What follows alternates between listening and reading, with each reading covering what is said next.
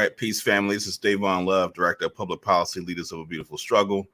Want to thank you all again for being with us as we update you all on the work that we're doing and other of our partners are doing in the Maryland General Assembly. One of the things that we want to make sure that we emphasize is that, as an independent Black radical organization, our ability to do the work that we do and advocating unapologetically for Black people is powered by you all, right? And so we use this as an opportunity to give you all the information you all need to continue to support the work that we do.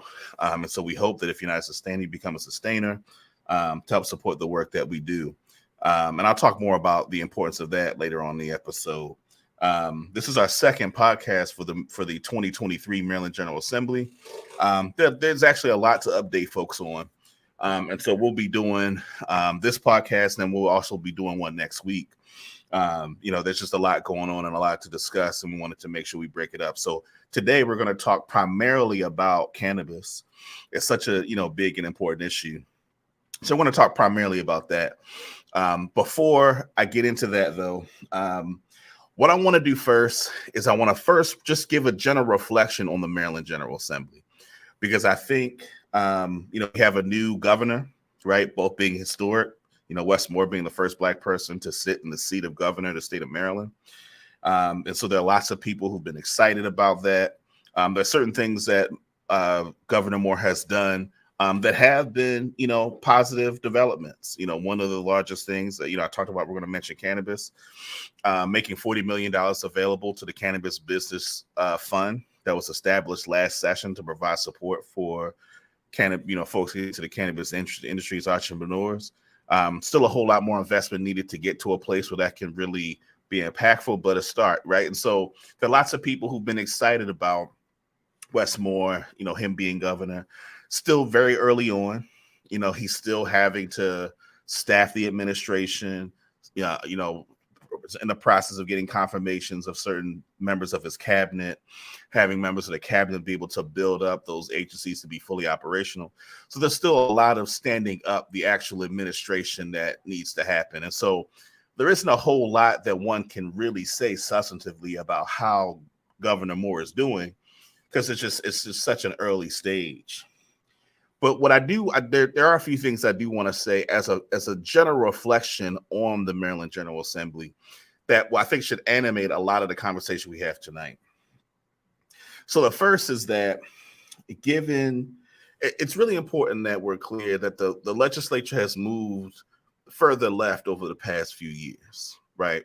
Now, this observation has been made in disparaging ways by moderates and conservatives in the Maryland General Assembly. For folks that saw the piece that Maryland Matters published that I authored a few months ago about the woke straw man argument, right? Where you have a lot of legislators that will, talk about crazy leftist ideas they see on Twitter and kind of transpose it onto those of us that are actually engaged in advocacy as opposed to really look at the substantive policies that we're pushing forward.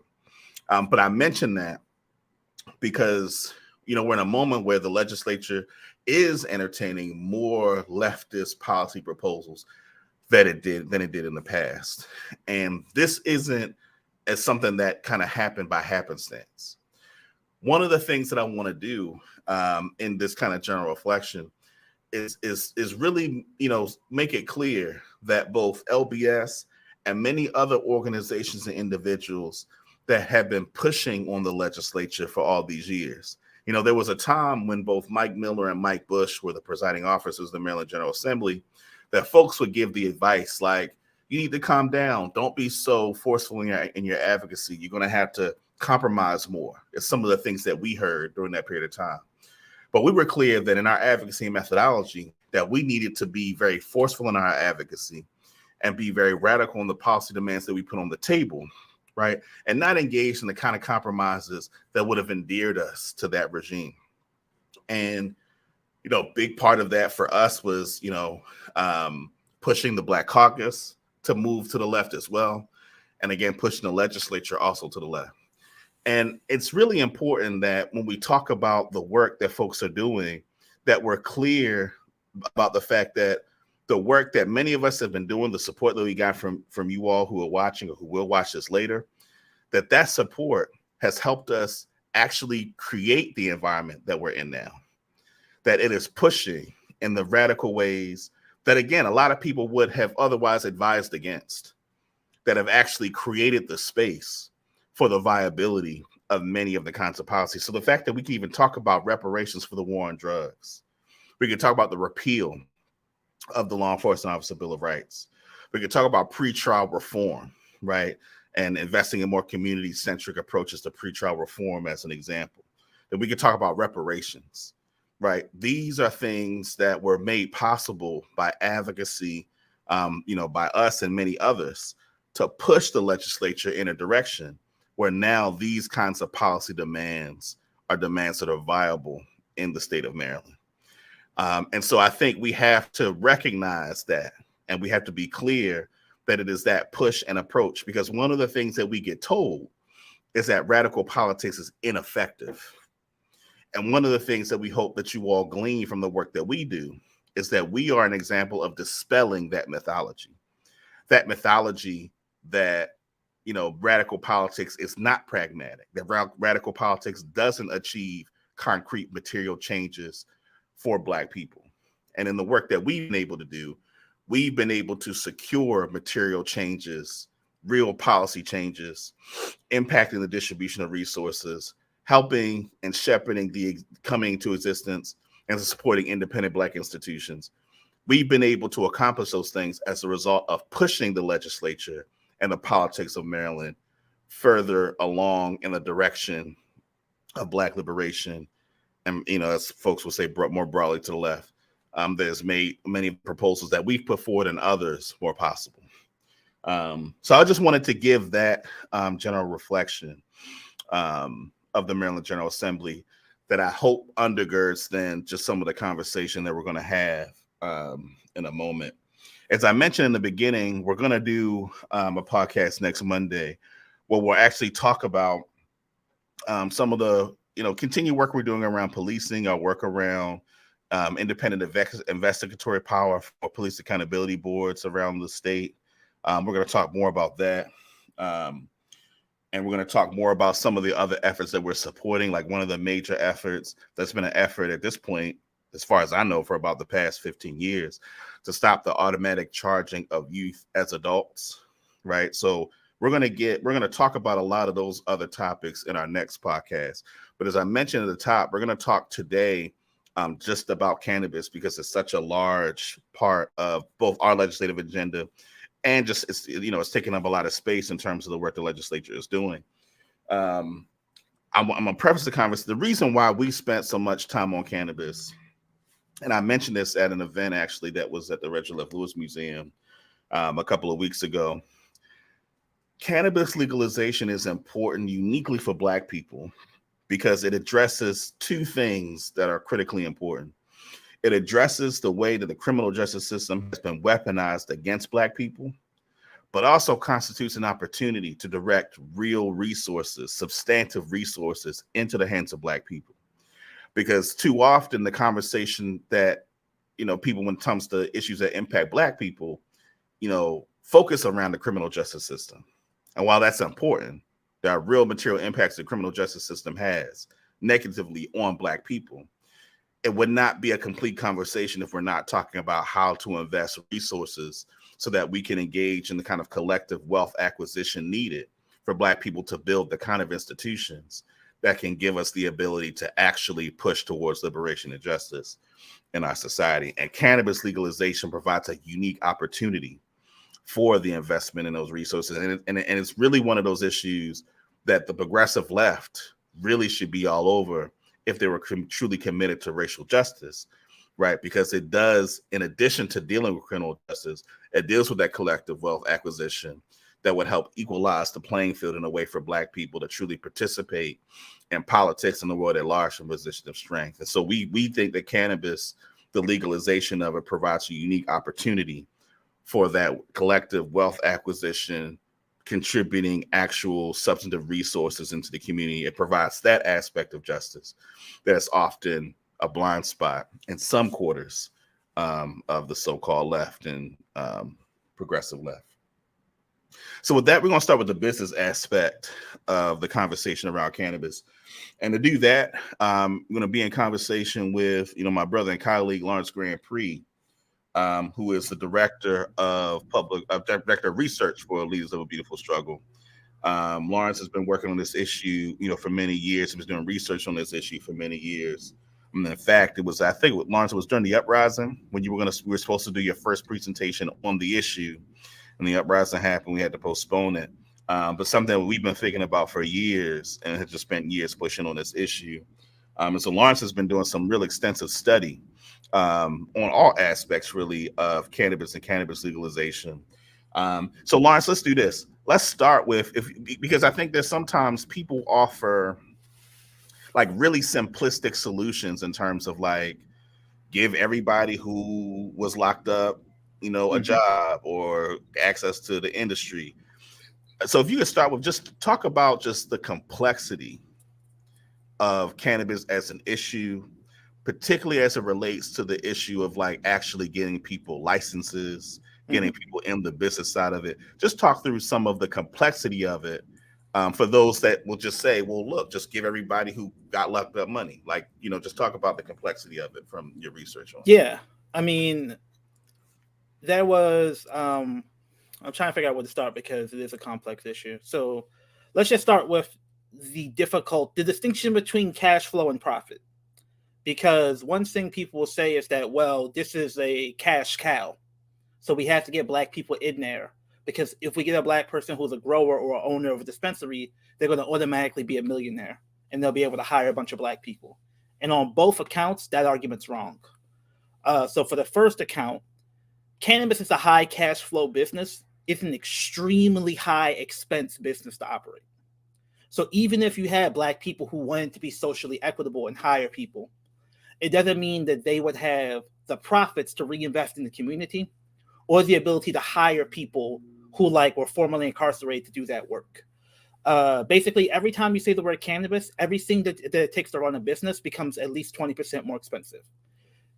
The security, the real estate, the capital, everything becomes more expensive. And so we're talking about a very small sliver of black people who can even play in the spaces people are talking about when most people think about cannabis, which is the big growers and the big dispensaries. You basically start at, the numbers shift from state to state, but you're talking about like up to 10 plus million to do a full scale cannabis grow. And you're talking about really like 3 to 5 million to start, low end for a dispensary. The average person who was locked up for cannabis for selling a couple of pounds 10 years ago, they're never going to get their hands on that type of money. So on top of that, many of the jobs in the legal cannabis space do not actually match up with the skill sets that people who are selling cannabis on the block have. These are highly technical jobs. There are high degrees of legal, financial, accountability. And not that those folks are not capable of that level of work. It's just that their skill set, their work experience doesn't match up with what these big cannabis companies are looking for. So the reality is that even if you want to hire black people down the chain, this is like very high level chemistry and botany when you talk about growing this cannabis. So some of the jobs that are available, first of all, they might be on the Eastern Shore because that's actually where they have the space to grow like tons of cannabis. So they may not be close to us. And the reality is like it's just not this jobs bonanza that we can just employ everybody in the hood to these jobs, right? So when you talk about focusing on the one sector for economic empowerment, for the black community impacted by the war on drugs, we've been very adamant that it may not be the top level growers or dispensaries that are the most bang for your buck. And it doesn't mean that black people shouldn't play in those spaces and win in those spaces.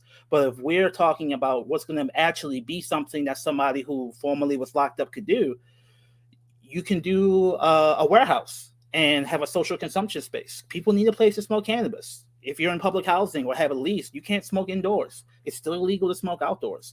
And there are millions of dollars over the country. People are doing these huge parties in these social consumption spaces. We know a lot of people who are party promoters. And this cannabis just offers a new opportunity to really juice up the profitability of that industry. There are people who are going to be transporting cannabis. A lot of people don't go to dispensaries. They get it delivered through Uber. But we don't want Uber to do the delivery because then Uber is making the millions, not people in the community. So we need a community-based alternative to Uber if we're going to have cannabis delivery, where people actually deliver the cannabis to the people who don't want to go to dispensaries. These are all local, far, far lower scale in terms of the capital investment needed to benefit from that. And the last thing I would say is that you do hear a lot about people who are locked up. And that's definitely something we've worked a lot on in terms of resentencing and expungement. But the thing I always talk about is that the whole community was impacted, not just the person locked up. That person was paying rent, buying Pampers, helping a cousin get money to go to school. Like the entire community is impacted. All the nonprofits and businesses that weren't created because 20% of the community was in jail. You have to invest in the entire community. And sometimes people have strategically picked up only people who were formerly incarcerated and made them tokens in their social equity programs for the business side. And that really makes it harder for the whole community to benefit, because capitalists will use individual people who were locked up as essentially those tokens to crack open that social equity license. So then that individual person who was locked up benefits, but the community doesn't. So like you said, it's a very complex issue, but if you study other states and really think about it, I think we can get to some basic guidelines for how to advance policy, which is what we've been following with our advocacy. So what I want to drill down just quickly, because one of the things that you and I have studied and we've talked to people about is like the idea of, well, why doesn't Maryland just set aside 30% to Black people? And there's some people, we've talked a lot about it, but the public may not know as to why not just go ahead and say Black people should get 30% because we're 30% of the state. Yeah. So if you could talk both in terms of the legal constitutional part of it, but also like the business operational part as to why that doesn't solve the problem. Exactly. And I said all that to set up this answer, because that is the intuitive response. But first of all, even if you have Black ownership, that doesn't mean you have Black economic empowerment. Right. So that whole backstory was to set up that analysis. If you give someone a license, first of all, it does not mean that they hire people down the line. It doesn't mean they don't owe a white bank a bunch of money and all their cash flow is going to a white bank. It also does not mean if you give a license to a Black person with this diversity quota, they can still sell that license. And that's actually been happening in a lot of states where the diversity applicant gets the license because of the quota, or it's not really a quota because those are illegal. We'll talk about that soon. But the weighting of the criteria towards some particular applicants, but they can't make the money work. So the only profit they can cash out is when they sell that license to a multi-state operator, which is the term for these big cannabis companies that operate in multiple states. On top of that, even when states have banned people from selling their license, they have these agreements where the Black owner agrees to funnel all their profits to the white business owner, but keep their name on paper as the owner. So unfortunately, you're dealing with the slipperiness of global capitalism, and they're able to abstract the resources even when you have a Black owner. And finally, as many people might know, we have an equal protection clause in the Constitution. 14th Amendment was designed to protect Black people after emancipation, but what it's been used to do is to say that when you explicitly try to do policy that explicitly favors Black people, you're not treating white people equally now. So the conservative legal movement has been very effective with these conservative Supreme Courts, it's the conservative federal courts, at saying race-specific policies that basically says you have to be Black, or makes race not like one piece of a formula, but the explicit criteria centrally on how public money flows. That's unconstitutional.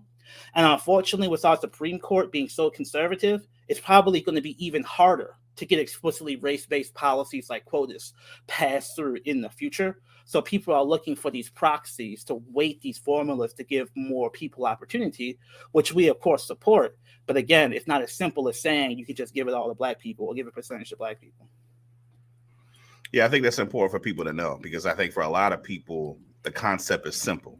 But as you did, when you walk through the details of it, the complexity of it, then, it helps to explain why so much thought has to be put in to thinking about how to do this.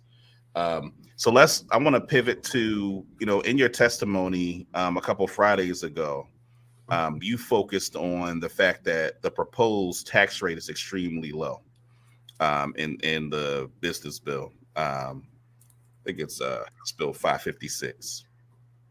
And so I want, if you can talk a little bit about the rationale for why, well, what the tax rate is in the bill, the rationale for why it's so low, and then what your testimony was about that aspect of the bill. Yeah, so basically every state that's passed recreational cannabis has put an additional tax onto it. So it's not just a regular sales tax for the state, it's an additional tax. Medical cannabis doesn't have this additional tax because people argue we should not tax medicine, which is understandable. Also, the recreational market is just really, really a lot bigger than the medical market.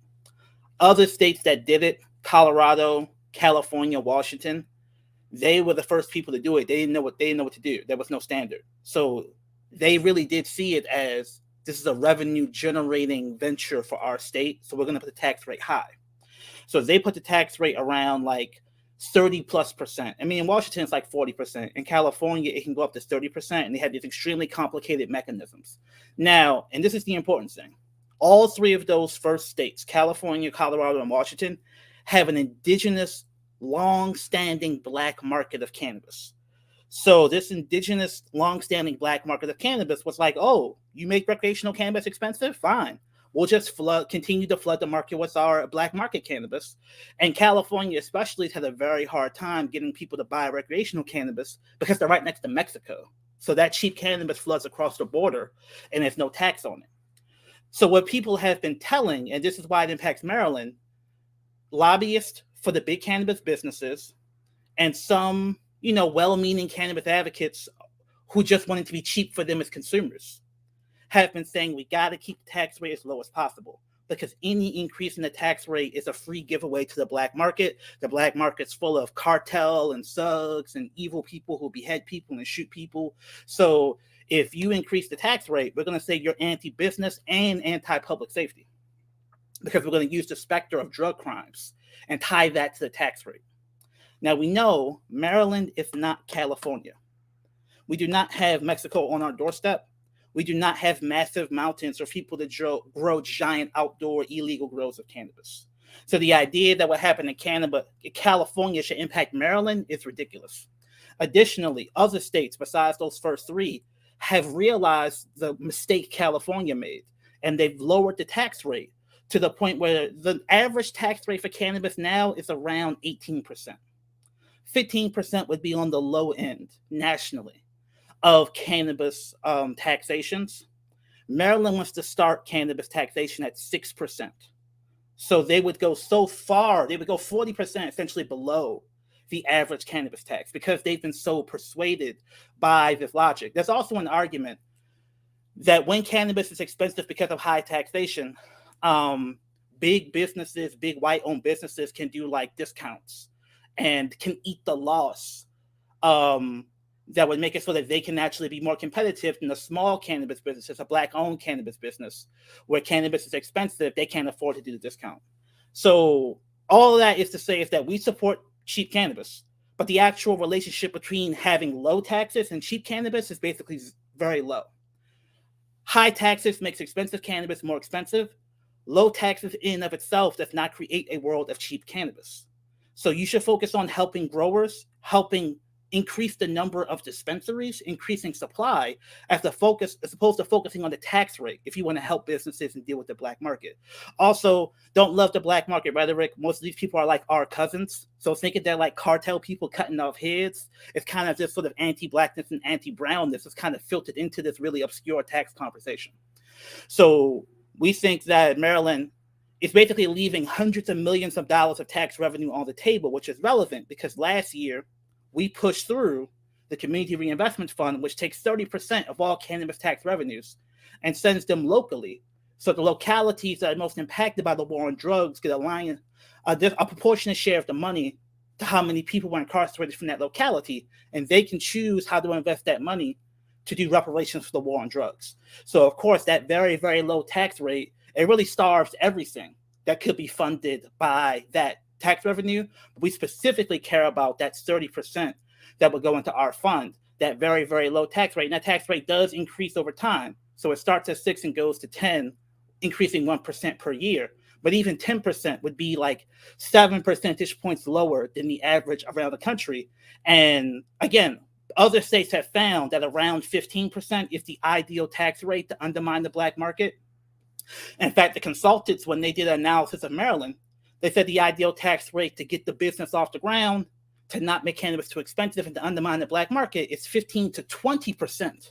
It's the ideal tax rate that the cannabis public policy consulting entity said Maryland should have, and they want to start 6.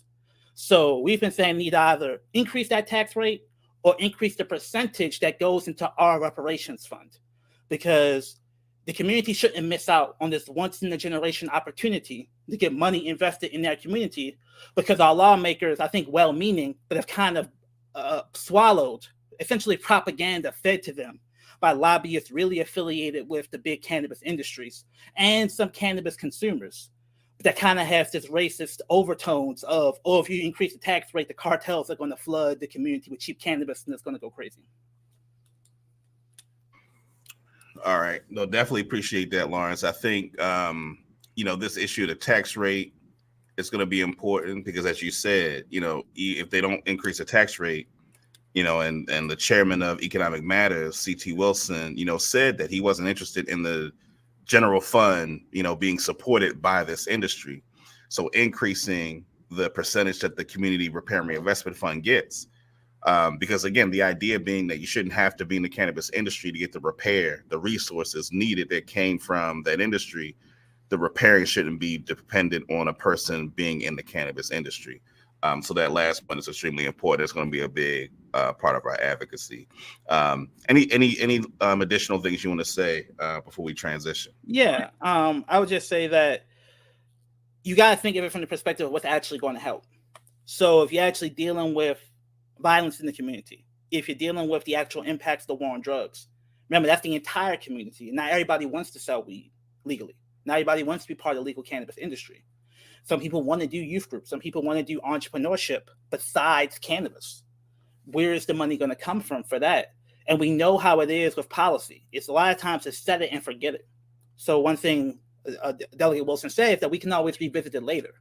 But one thing we know is that once the policy is passed, it's very unlikely, even if it's the right thing to do, given the inertia and people are busy and a lot of stuff is going to pop up, that it's going to be revisited. So we need to get this right the first time now. And like I said, either increase the tax rate and or increase the percentage going to our reparations fund. Because what's going to actually deal with the black market?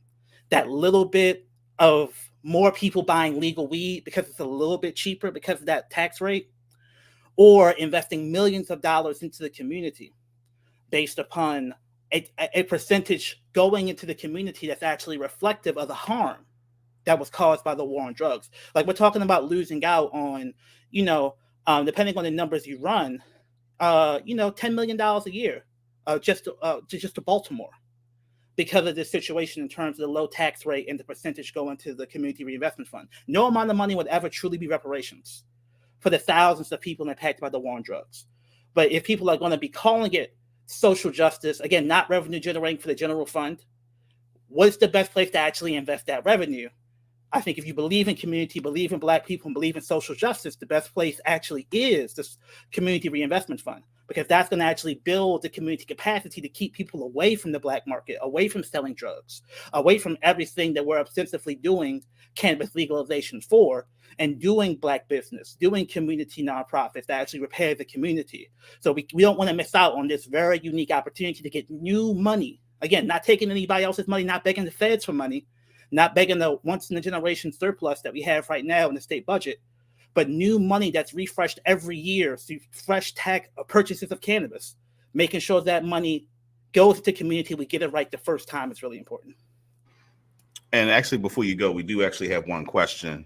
Eric Jackson just wants to, if we could talk about the implications of the smaller micro business versus the larger growing pieces. So if you could address Eric's question, which I think you did that earlier. Yeah, a little bit, but I'll briefly expound on it. So there's big cannabis growth. They're usually outdoors. They require a lot of technology, a lot of fertilizer. Like think of it like farming. It's not like growing stuff in your house. It's a whole different ballgame. But there is a license category for those smaller scale grows, indoors with grow lights, the type of stuff that people probably are familiar with, what your cousin does with the purple lights, right? So that would be a micro grow. And we want to make space to make sure those people have capital support. They have support with their security, because you do got to think about security if you're growing indoors in a city like Baltimore, but also making sure that the zoning is controlled locally. And sometimes cities get a little bit too skittish with their zoning. They'll say not within 10,000 feet of a school or a church or a community center. And before you know it, you've zoned out the entire hood out of cannabis business. That doesn't just go for small scale indoor grows, so-called micro grows. It goes for social consumption spaces. It goes for a lot of potential businesses could get zoned out locally. So we have to make sure that we're talking with the people who control the business incubation money, so that people who are actually on the ground know what they have to do to apply. Have some people that are trusted and people have relationships with them get access to some of this money. Make sure that it's an actual grant and not a loan, because some people are going broke paying back loans to the government that the government gave them for cannabis business in California. That should not be the case. Make sure the loans are forgivable and make sure the zoning is good. So there are a lot of specific details that other states have had to learn through trial and error what not to do. If we can learn those lessons on the front end and then take cooperative models, take models that have like an industrial kitchen where people can cook edibles together, as opposed to every person cooking edibles have an individual, full-scale kitchen. So those sort of sharing of resources and best models can be really effective. But we got to make sure that we're talking and building the infrastructure now, so that when this rolls out, people aren't frustrated, because it is very likely that big white cannabis businesses will get a head start. It doesn't mean people can't catch up, but we got to be organized.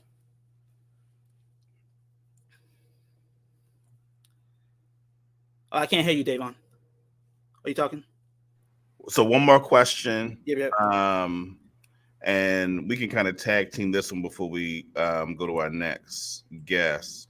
Rasheed Max, how does one not associate with the cannabis industry benefit from funds reinvested into the neighborhoods impacted by the war on drugs? So as Lawrence mentioned, the Community Repair and Reinvestment Fund that we worked on passing last year, we're actually, it requires each jurisdiction to establish a law that determines how they distribute those funds. So we're actually working on that for Baltimore City currently. The City Council President, partnership with Chris Burnett, the 8th Councilman in District, introduced a bill to the Baltimore City Council that would establish a Baltimore Reparations Commission that would dole out those resources. And so the idea is that jurisdictions around the state would have to do the same. We're already in conversations with folks in Prince George's County. I imagine we'll talk to folks both in Montgomery County and Arundel County and others for them to set up, similar kinds of commissions that use the reparations framework to distribute the resources. And so, Lawrence, if you want to just say, you already said it, but just briefly kind of reiterating the importance of this fund as opposed to the reliance on, getting people access to the business. Yeah. Not everybody is going to be an entrepreneur. Not everybody has experience with cannabis. Not everybody wants to sell legal cannabis. So there are a lot of people who maybe did sell legal cannabis who want to do something different with their lives. So the idea of this fund is that it's locally controlled, so that people in the community can actually have a say on what are the types of things that they think would help repair the social fabric to the community. Because too often we have people from Annapolis, we have people from nonprofits, from foundations, or the feds telling us what to do as a condition of getting the money. So this money is unique in that we've really focused on local control, so we can have less strings attached to it, so we can have more creativity and community control to actually get this money flowing. So it's important that, again, this pot, people know what it is. They have understanding that they should have and say on keeping the pot as locally controlled as possible, and really as tied to the theory of reparations as possible, which is that the people impacted should choose for themselves the mechanism of redress for the harm. And those should be the guiding principles of reparations, not, again, the abstract theories of some technocrat or academic who's not tied to the community. But it's going to be community input that helps make that a possibility.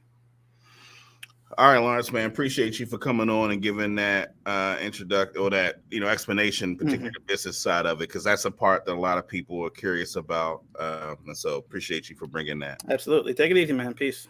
All right, bro. All right, so we're going to move on. We're still talking about cannabis. we're going to move on with our next guest, Michele Hall with the Office of the Public Defender. Hey, Michele, how you doing? I'm good. I'm good. How are you? I'm good. I'm good. I appreciate you for making your time to be with us this evening. It's been so the couple of bills that we worked on, the removing the criminal penalties for possession and when possession intended to distribute, and then particularly the odor search piece. Not allowing law enforcement to use the sole use of odor as a pretext for probable cause of search and seizure. So if you could, in both cases, just talk a little bit more expansively about what those bills do and why they're so important. Sure. So can I present on here? Can I share my screen? Oh God, so many steps. So Adam says you could send him, if you could send him what you want to put on the screen. All Is right. it like a PowerPoint kind of thing? It is a PowerPoint because Okay. and I think, oh gosh. So yeah, if you send it to him, he'll control the slide. He'll control the slides for you. All right. Give me a minute. And the reason why You reply to the email he sent you with that. Okay, cool. And so the reason why, for everyone listening, why I'm even wasting our time providing a PowerPoint is because the issues around like what the status is of the odor of marijuana and cannabis is confusing, right? I think it's confusing for lay people to know, okay, what can the police do and not do based on the odor of cannabis. And a lot of that comes from misunderstandings about the Fourth Amendment and like what the Fourth Amendment protects and doesn't protect.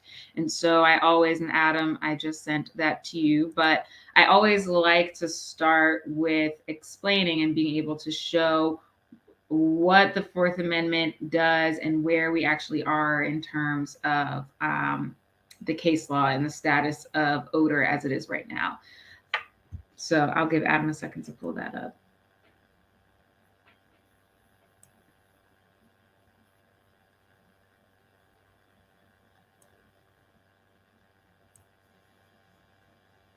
And specifically, we're talking about HB 1071 and SB 51.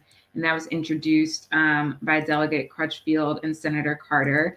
And that is the bill that would eliminate the use of the odor of marijuana in the Fourth Amendment context. So you can go to the next slide, Adam.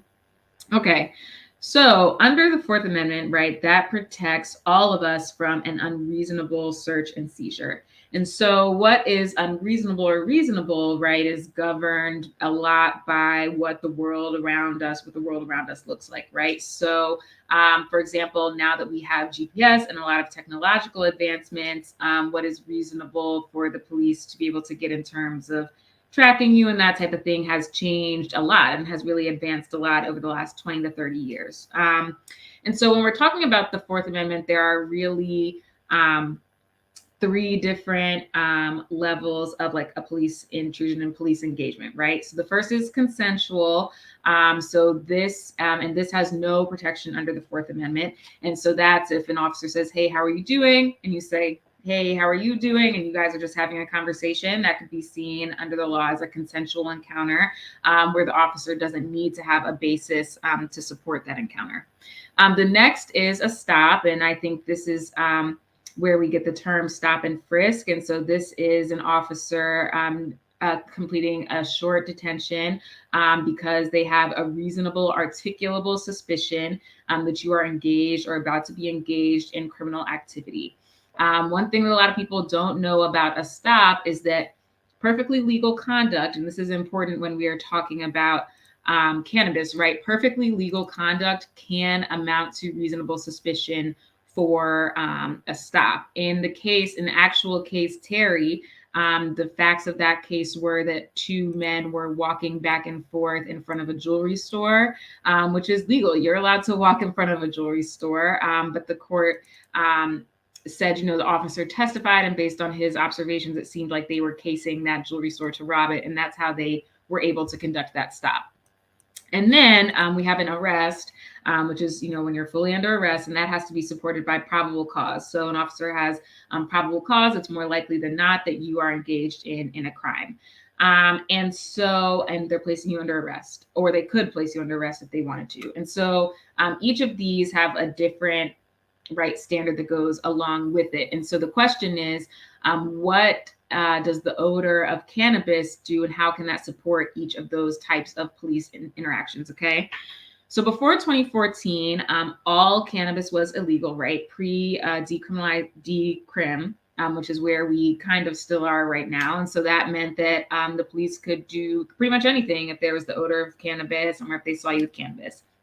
In 2014, that's when we first started this decrim legalization journey, right? And we decriminalized less than 10 grams of marijuana.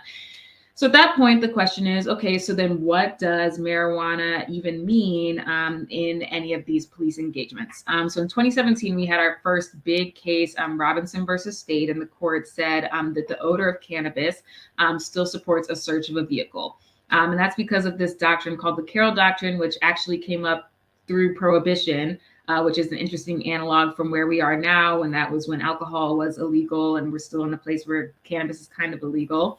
And so in Carroll, they said, listen, you can search a car if you think there's evidence of a crime or something that's contraband. So it's in this in-between place like civil marijuana, right?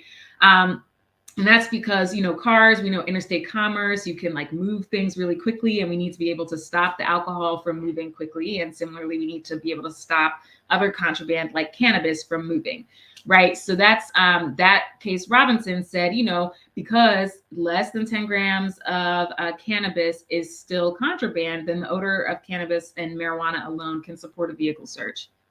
In 2018, we legalized hemp, which kind of, you would think would have changed and shifted the shape of the law a little bit more because hemp and marijuana smell the same. But that really wasn't an argument that the courts grabbed onto. And then in 2020, we have the case Lewis versus State. And so Lewis holds that the odor of cannabis alone, marijuana alone, does not support probable cause for an arrest. And why is that the case? Because odor alone doesn't denote or indicate how much that you have a criminal amount of cannabis on you. And again, for you to have probable cause for an arrest, an officer has to have a more likely than not belief that you are committing a crime. Odor alone, you cannot tell if someone has less or more than 10 grams.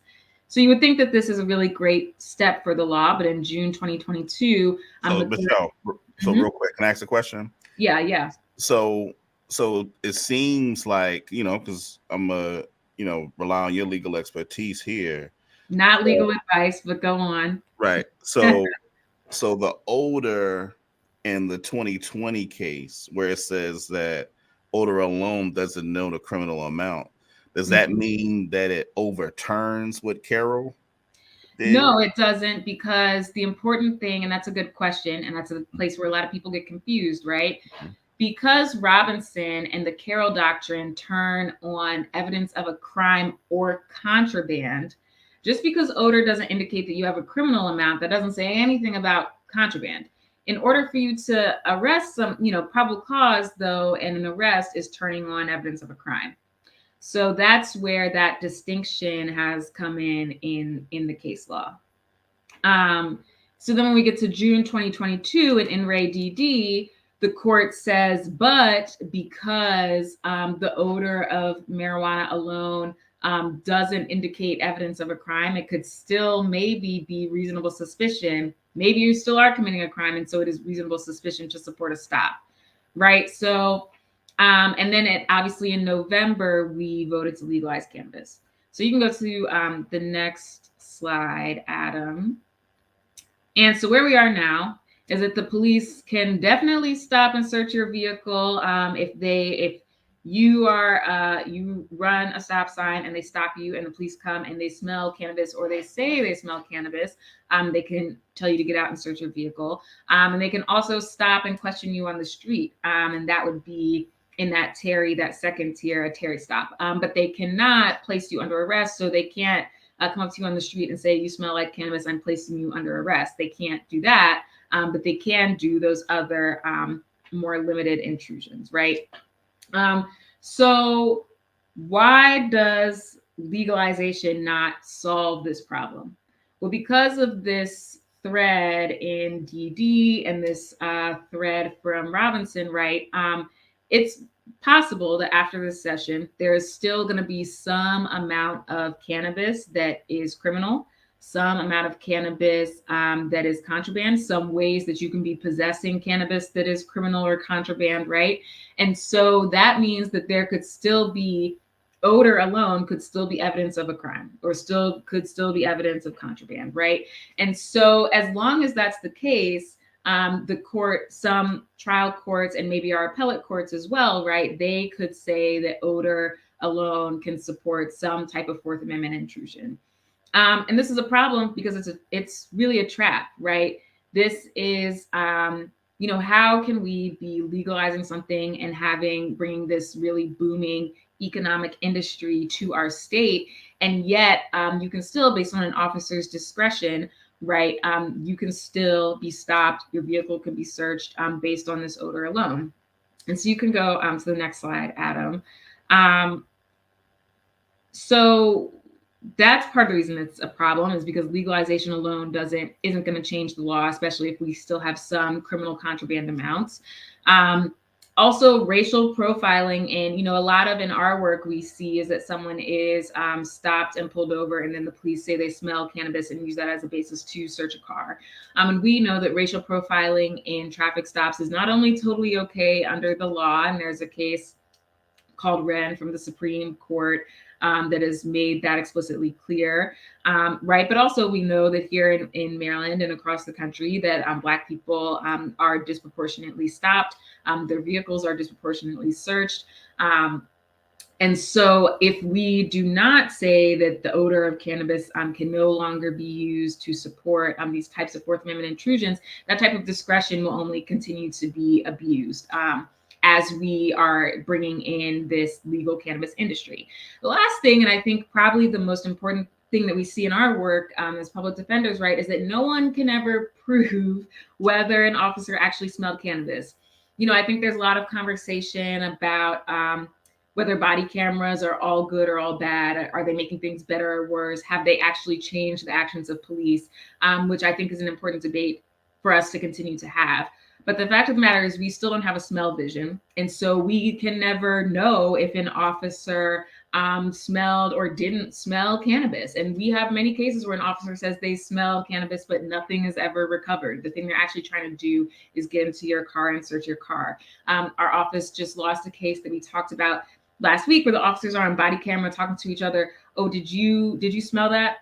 No, I didn't smell that. But then they come into court and say, oh yeah, I smelled cannabis. And even though it's clear from them talking to each other, they're trying to get this recorded statement of, oh, we smelled cannabis. The other officer says he doesn't smell anything, but the court still says, oh yeah, you came in here and you said you smelled marijuana. So I believe that you smelled marijuana, and everything that happened after that is fine, right? And so there's no way, because of the way that odor in general, and particularly the odor of cannabis, can linger, there's no way to prove or disprove that you have any on you right now when the last time was that you had any, whether you were just with people who were smoking, whatever the case may be.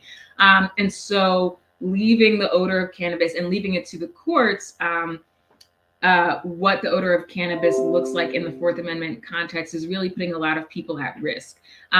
And the truth of the matter is that we could litigate this issue in most other states that have legalized cannabis. This has come through, the rule that we're asking for has come through litigating those cases, right? And so that is one strategy, and that's what we just did with decriminalization. And after 8 years of decriminalization, we were still litigating. I litigated DD, and that opinion came out in June of 2022. And so we were still having discussions about what the odor of cannabis meant in the decriminalization context. And so that means while those cases are pending, people are still being stopped, they're still being searched, they're still being harassed, while we're still waiting for those cases to wind their ways through the courts.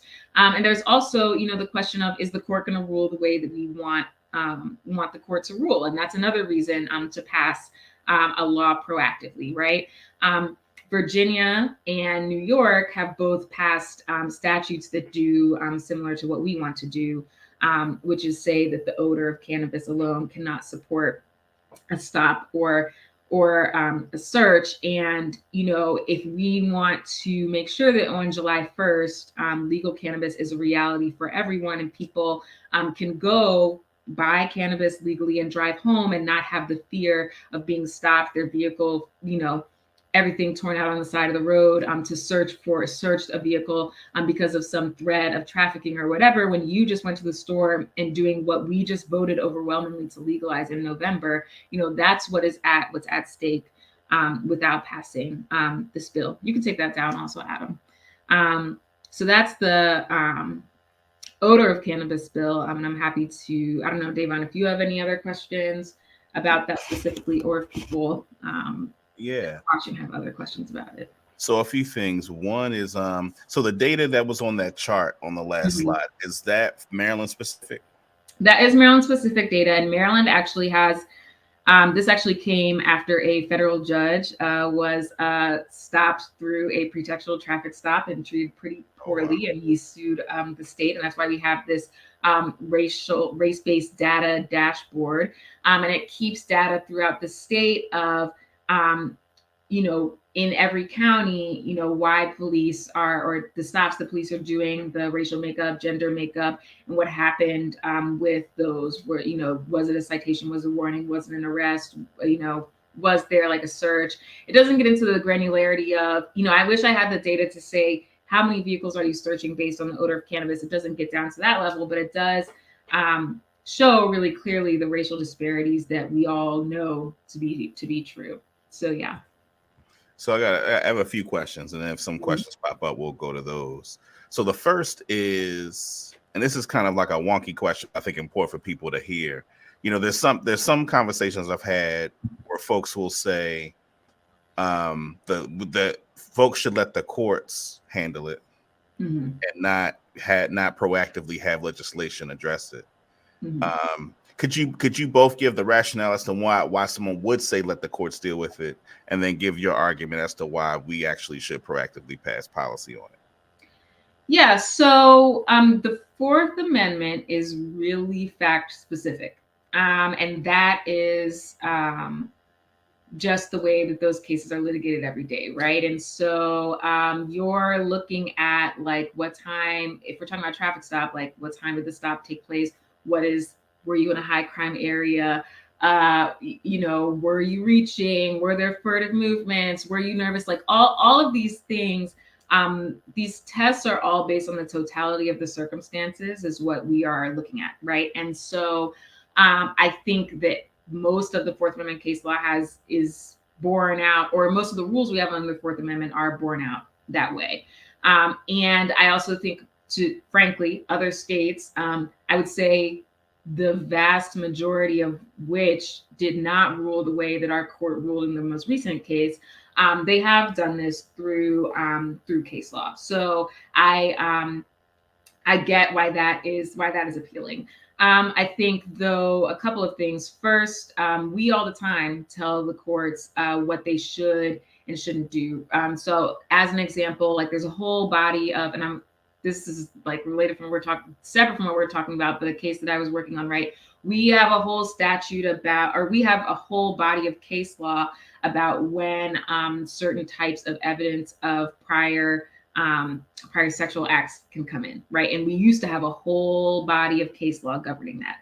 And the legislature in 2019 said, actually, we want more of that type of evidence to come in. And so we're going to pass this statute that delineates how that can happen and what types of evidence can come in that is more expansive, right?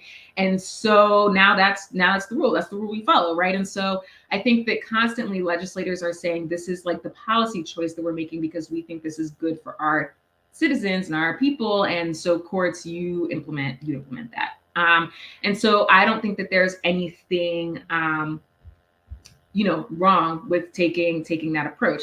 I'll also say two other states, and I think two states that are very different from each other and different from us, Virginia and New York, right, have shown that you can do this. I think lastly, and for me, the most important thing is, again, It doesn't mean anything for me to be Black and in Maryland and cannabis to be legalized if for the next 8-10 years I can still be stopped and my vehicle can be searched until the court decides that it is going to address that issue and how it's going to address that issue, right? We don't just get to, another thing to keep in mind is we don't just get to say, I don't like this law and I'm going to challenge it. In the criminal context, you have to wait for the facts of the case to come up, and then you litigate it in the trial level, and then that goes up through the courts, right? So it's not as if we could on July 1st bring an affirmative lawsuit saying that we don't want odor to be used in the Fourth Amendment context anymore. You have to wait for those cases to come up, and that again is unfair to the Marylanders who want to be able to purchase, consume, whatever, cannabis, and not have that risk just based on the odor alone. No, that's really helpful. That's really helpful because I think there are a lot of people, like I said, that I've talked to who will make this thing around, let the courts decide it. But your point about like, why should we wait for something bad to happen in order to get a case that then has to go through all these stages in order to make case law? So I appreciate that. My second question is, so your presentation focused primarily on odor. You mentioned that in terms of what makes it the justification for why it is that they can stop someone as it relates to cannabis is that they may have what constitutes a criminal amount. Mm-hmm. And so the other legislation that we worked on, I think you testified on it too, is getting rid of criminal penalties on possession and possession with intent to distribute, making them civil penalties instead of criminal penalties. Right. Can you say a little bit about just the interaction between the two? This piece around like if it so would it impact law enforcement's justification for interacting with someone if those penalties were made civil? It would, but I think the one thing to keep in mind is like when you're in a car, that just really opens up a whole different can of worms, again, because of Carroll and the contraband, being able to search a car based on contraband, right?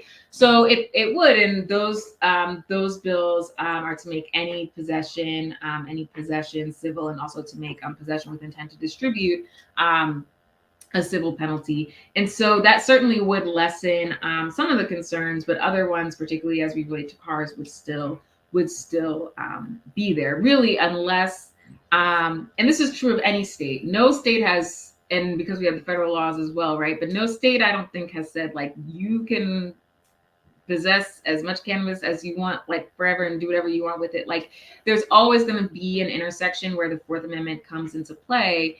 And so the question is, what facts can all of a sudden tick off, the Fourth Amendment being able to come into play. Got it. And then this will be my last question. If we see any questions pop up, we'll take those. In listening to the testimony, the opposition to the bill, most of it being prosecutors and law enforcement.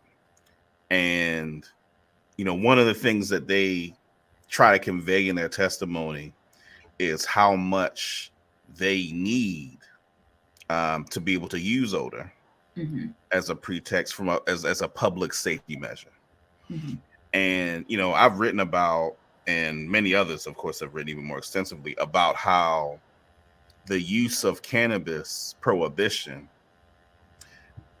as an approach to public safety not only has utterly failed, right, in terms of its effectiveness of dealing with public safety, but what it does is that it just expands the amount of people that law enforcement can interact with in ways that lead to the kind of violence we see that our community experiences as it relates to law enforcement.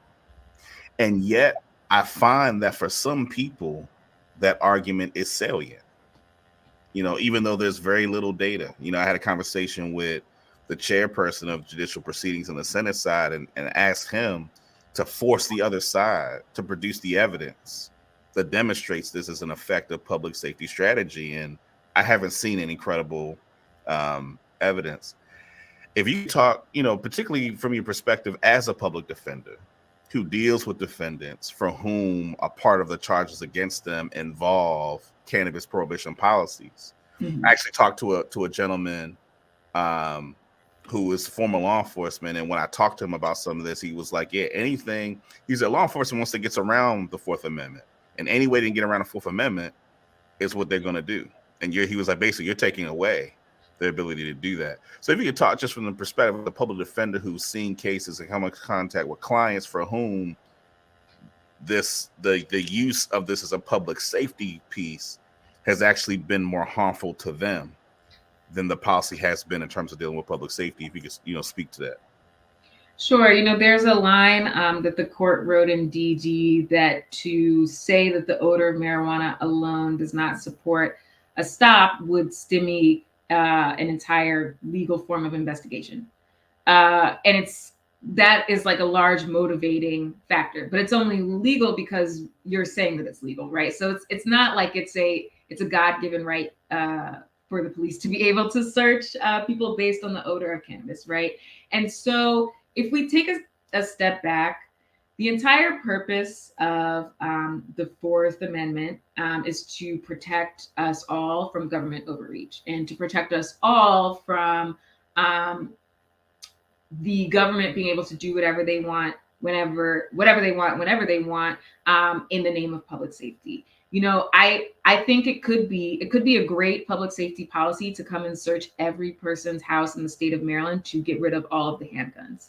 But the Fourth Amendment doesn't allow that, right? The Fourth Amendment says that you have to be free from an unreasonable search and seizure. And it would be unreasonable. We would agree that it would be unreasonable for the government to come and search every single house for all the handguns in the state of Maryland, right? Because that's the real concern. There are a lot of cases that come up that a vehicle is searched and someone has a handgun in the car. Maybe it's something we see a lot in Prince George's County is you are licensed in DC, but you cross the state lines and you're pulled over, and now you have a handgun charge in Maryland, even though you're licensed in DC, right? And so I agree that if law enforcement can indiscriminately search people, they are going to find evidence of something. That's true of everyone, but that is not, I think, the world that we want to live in. And I think that is only something that we accept because it is disproportionately used on poor communities and communities of color. So that has to be the place that we're starting from. Is the reason why it's acceptable to be able to search a car whenever you want is because that that's not going to happen in affluent and white communities. And like I say in pretty much every hearing, and I said when I argued DD, I've never had a case in Prince George's County that came up odor of cannabis at the University of Maryland. But tell me that there's no cannabis on that campus, right? And so I say all that to say, if we were allowed to do anything, the government could do anything whenever they wanted. Sure, you could find a lot of things, but that's like not what we live in. What we want is for law enforcement to focus on doing investigation into individuals or entities that are causing the most violence, that we know are causing violence, and using legal investigative tactics to get that information, and then acting appropriately in terms of those people. But this type of drag net, I'm just going to stop and search whoever, and I'm going to high five if I find a gun in a car. I don't think that's making any of us safer. I think that's making, and what I see from so many, of our clients, is that really breaks down a relationship with the state that they can do whatever they want whenever they want. And that's what it feels like. And that's what it feels like because you have something as arbitrary as the odor of something that could have been in your car for a week, a month, whatever the case may be, right? In terms of odor lingering. So, so that's like the one piece of it. I'll also say there's good data out of Montgomery County, right? That only 5% of handguns that were recovered in the county came from these vehicle searches based on the odor of cannabis. So I think you also have to ask, is this an effective public safety tool? And I think the answer is no. Or rather than 5% of the traffic stops that they recovered handguns. And they're doing hundreds of thousands of traffic stops in the county in a year. The other big public safety component to it is obviously DUIs. And that's a big concern that we came up against last year. I think something that people are concerned with a lot. And the fact of the matter is that, again, because of the nature of odor and the fact that it lingers and it doesn't really have any connection with whether you've recently consumed cannabis or whatever, that's really not an indicator that you are impaired. The indicators that you're impaired are the things that police look for right now. Are you swerving? Are you like running stop signs? Are you speeding? And then when I pull you over, do you have slurred speech? Do you have, can you not answer questions? Are you fumbling to reach around? Like those are the types of things that indicate that someone is impaired. If the police could stop you and force you to do field sobriety tests every time they saw you leave a bar, I don't think that people would like that type of scheme, right? But that's what we're talking about. We're saying, oh, just because you have this odor, and right, you could be, I think leaving the bar is a good example. You could be leaving the bar and you didn't have a drink, but I saw you leave the bar, so therefore I'm gonna assume that you're driving drunk, right? Just because the odor of cannabis is there, that doesn't even mean that I smoked anything. So I just think that there's really a mismatch, and people are really latching on to odor as indicative that people are driving under the influence, when that isn't really the case. And I know that it's scary. I think a lot of legislators are scared because there's not a lot of research out there in terms of how do you determine if someone is impaired when driving by cannabis. That's true. I think that's because the federal government has prohibited a lot of research on cannabis after all these years, and so when we're jumping into legalization, there are a lot of things that we don't know. But what we know about the nature of odor and what we know about the nature of smell is that can carry. Now, it could be the case, and this is something that one of the opponents raised in a hearing before. It could be the case that in 10 years and 15 years, we have a technology that can determine based on odor how recently the person smoked and if you're the person that smoked. And if that technology exists, then obviously the law is going to move to accommodate it, as it does. When I started this off, when I was kind of spitballing to make time to get up the presentation, I was talking about how technology has changed how we look at the Fourth Amendment things, right? So what is going to be reasonable? What's a reasonable police action? What's a reasonable intrusion is going to continue to change. But where we are today is that we know we have an odor of this thing that is about to flood our market. And we know that odor is not necessarily attached to any recent consumption. And that cannot be the basis alone to be stopping and searching their cars. And that's why these bills are so important. Really appreciate you breaking that down. Especially that Fourth Amendment part around like, yeah, they just want to just bum rush people's houses and take all their stuff, but that's not the world we live in. So I think that's really important, and people understanding, the public safety argument, in that context. So that's extremely helpful. Well, I don't see any questions. Michelle, I want to thank you. I know it was last minute. We was real busy. No problem. Yeah, appreciate you making time to come on with us. Always a pleasure to have you on. I'll probably see you again in Annapolis at some point in the near future. Yes, I'll see you soon. Thank you for having me. All right, take care. All right.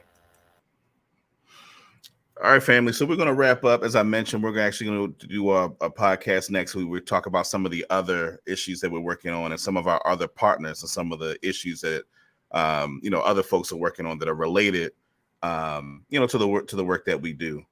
I want to thank both of our guests for coming on. Like I said, cannabis is such a big part of our advocacy because has such a big impact on our community, both in terms of the wealth acquisition part and the criminal justice elements to it. So we just wanted to make sure that we give people a comprehensive look at some of the things that we're working on as it relates to that. So I want to thank you all for being with us tonight. As I mentioned at the top, it's going to be really important that if you want this independent Black advocacy that can give you this kind of information, it's really important to become sustainers. You see it at the top of your screen, the top left-hand side, lbsbaltimore.com/sustain. So you can become a sustainer. It's what powers our work. We're not controlled by any external entity. We're accountable to the community that gives us resources. If you can't become a sustainer, please join our email list and reach out to your legislator when we put out action alerts. This session is starting to pick up. So we're actually going to be starting to put out action alerts as it relates to getting certain bills on the voting list, voting certain bills out of committee, killing certain bills, killing certain bad amendments, that are grafted on the bills. And so you're going to see a whole lot more of that in the next couple of weeks. And you'll hear more about some of that in the next podcast. But again, our ability to do that hinges on you all both supporting us financially through being sustainers and reaching out to your legislator in order to provide some support. Tell your legislators to support the stuff that we do because they care about votes. And so when they see your voice, they know that it impacts their viability electorally. So once again, this is Davon Love, Director of Public Policy, Leaders of a Beautiful Struggle.